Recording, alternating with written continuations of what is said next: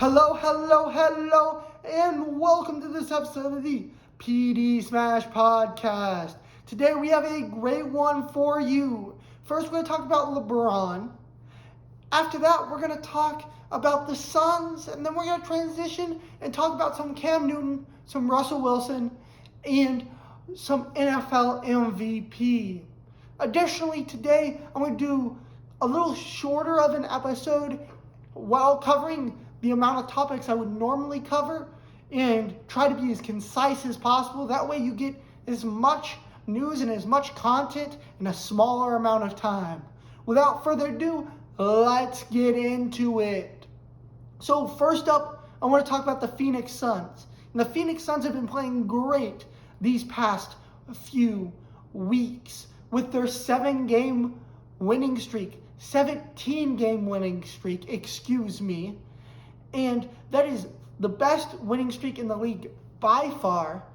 And during that time, they have gotten the best record in the NBA because they have the tiebreaker against the Golden State Warriors, who they beat last night without Devin Booker in the second half because he had an injury.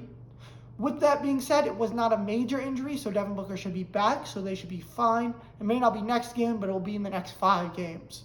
With that being said, this now means that, in my opinion, the Suns are a real threat once again in the West. I didn't know with the emergence of Golden State this year, with hopefully Denver getting healthier, with the Lakers, with all the other teams, if they would be able to keep pace, but it looks like they are able to keep pace. So that is amazing to see. A team, however, that is not seeming to be able to keep pace is LeBron James and the LA Lakers. They are hovering around 500 right now.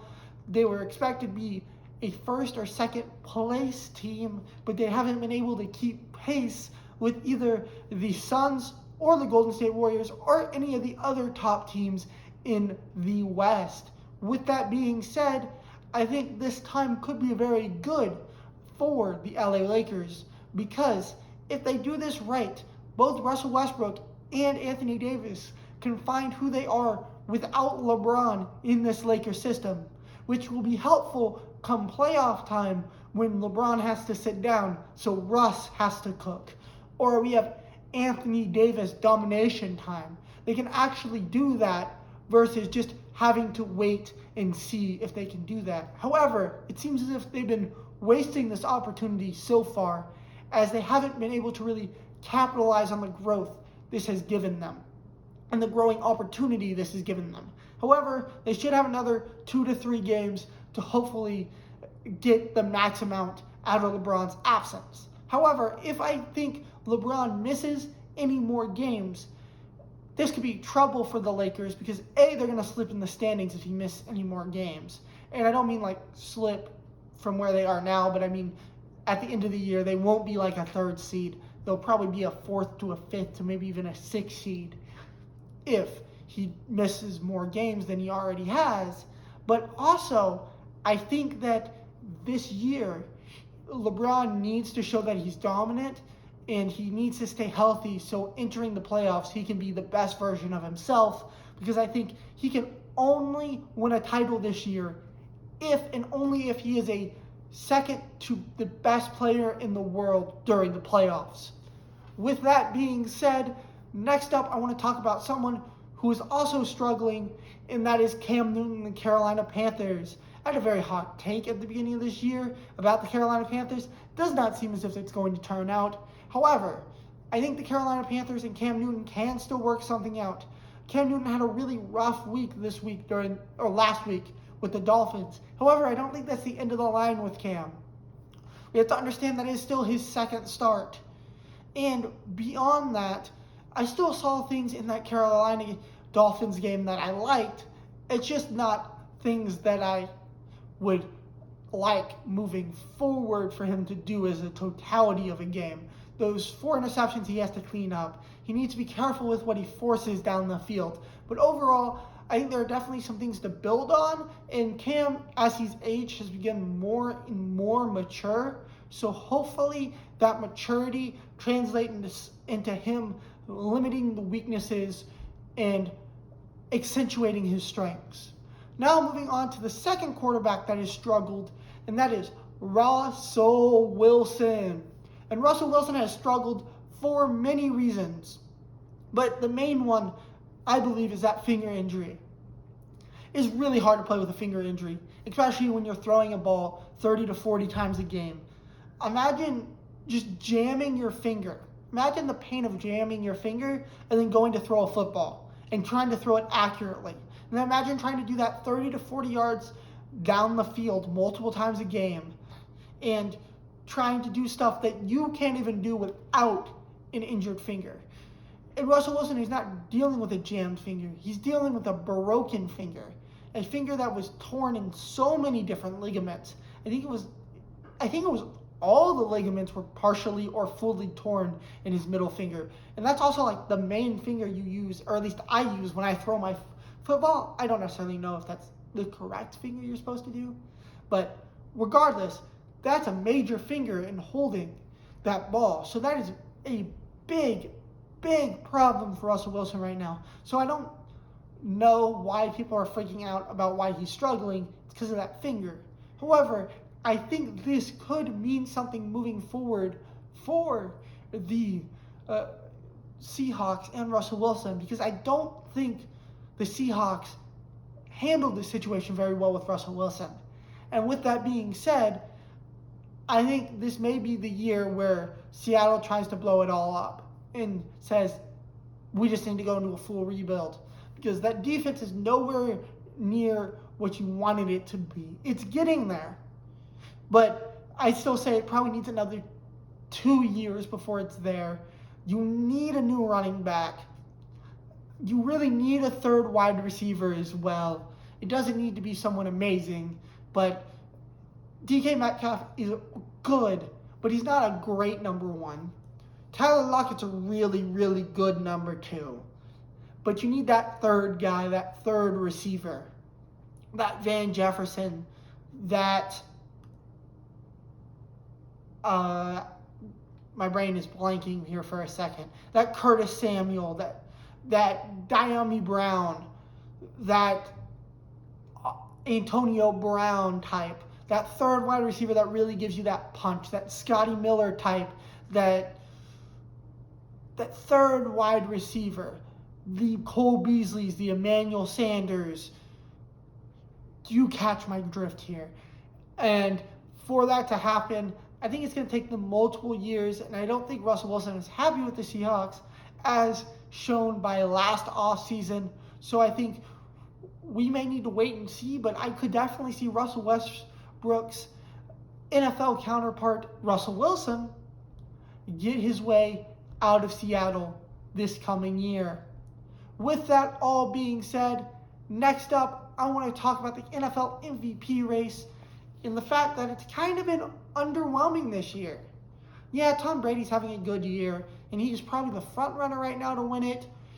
Aaron Rodgers has an outside case to win it. I think that you've got Kyler Murray, who, if he dominates for the last I think it's week 12 right now, so the last 6 weeks of the NFL season, he definitely could do something. He could make a push for it. I think if Jonathan Taylor can somehow get to 2,000 yards, he might win it. But I don't think anything less than that from Jonathan Taylor. And I think because they didn't give it to Derrick Henry last year, they're not going to give it to Jonathan Taylor this year with worse statistics.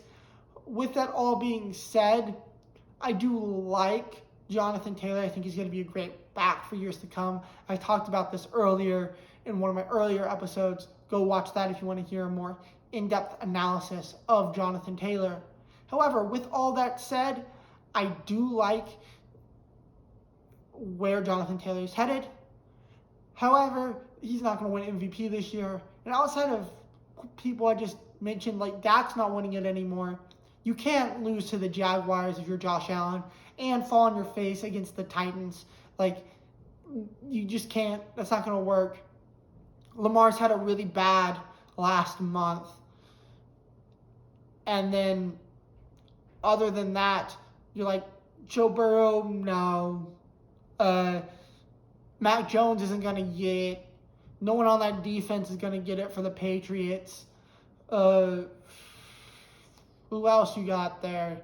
And it's like, well, you could try the 4 seed in either conference, the 3 seed. You're not giving it to the Rams. You're not giving it to the Cardinals, like I talked about Kyler Murray already. You're not giving it to the Titans because the only person that could have won that is Derrick Henry. You're not giving it to any other division leader. So it's a very underwhelming MVP race this year. And yet, an MVP is still going to go to a quarterback, even though no quarterback is necessarily being absolutely dominant this year. And I think that's a problem with the NFL MVP award, because usually the NFL MVP award is so QB dominant that you have to have a absolutely historic season at any other position to even have a chance. Derrick Henry had a top 5 to top 6 all-time rushing season last year. And they were like, no, you don't get MVP.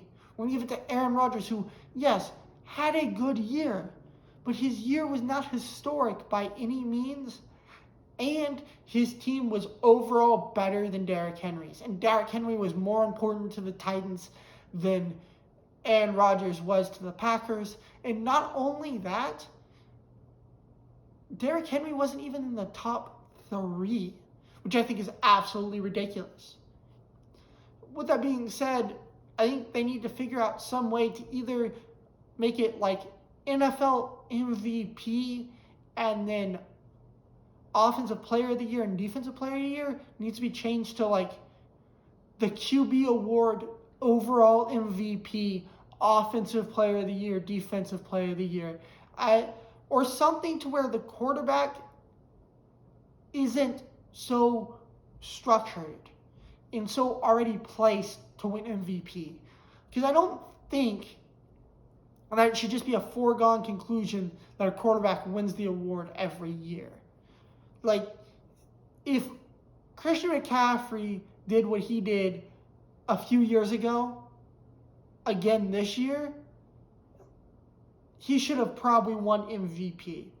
He should probably have won MVP last. He probably would have won MVP last year. He should have won MVP last year if Derrick Henry didn't exist. If Chris McCaffrey put up those numbers, if Derrick Henry put up those numbers, he should have won MVP. I think Michael Thomas had a case for MVP with his record-breaking catching numbers. There have been players who have done great things. J.J. Watt's depoy season.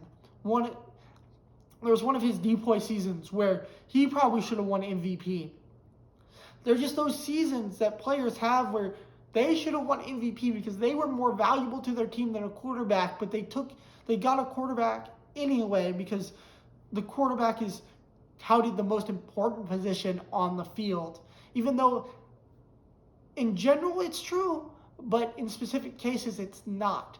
And I think when that is the case, they need to get a better recognition for MVP, because how hard it is to make yourself more valuable than a quarterback on a team, especially if your team is good. With that being said, I don't think they're going to change it because changing the format would mean changing so many things about the NFL and how you evaluate players moving forward, so they won't do it. But it's definitely something to consider if you are a NFL fan moving forward. However, this is the end of the episode. I hope you like this, Smash fans. If you want to hear more of my articles and podcasts and stuff I've written, go to my blog in the description. If you are listening to this on YouTube or Spotify, if you're already on my blog and listening to this episode, feel free to check out my previous podcasts, my article I wrote for this week, and my previous articles and everything else. Sorry if you hear my dog in the background. I need to go pick him up.